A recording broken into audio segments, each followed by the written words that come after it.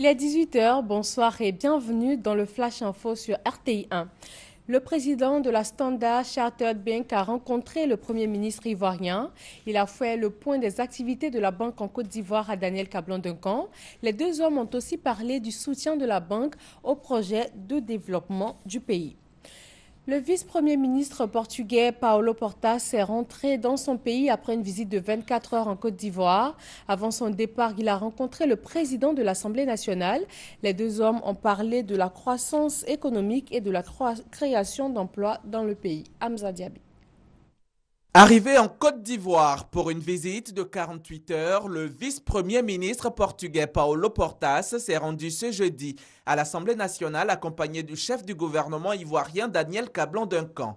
Reçu en audience par le chef du Parlement, les deux hommes ont échangé sur les questions sociopolitiques.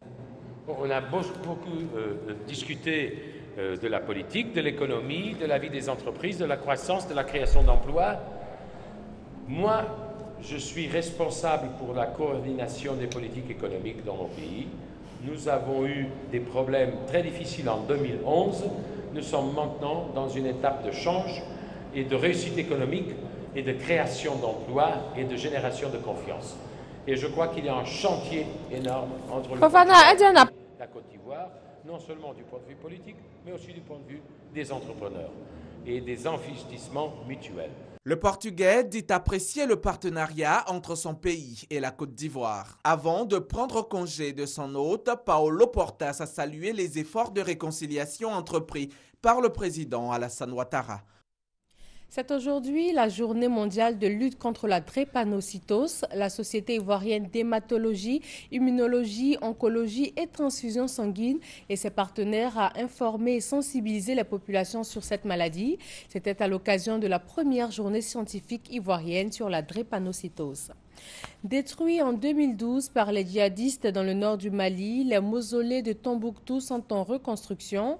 La restauration de ces monuments du patrimoine mondial s'appuie sur le savoir-faire et les traditions locales, et cela avec l'appui de l'UNESCO. Des dizaines de milliers d'enfants auraient été tués au cours de la guerre civile qui déchire le Soudan du Sud depuis 18 mois.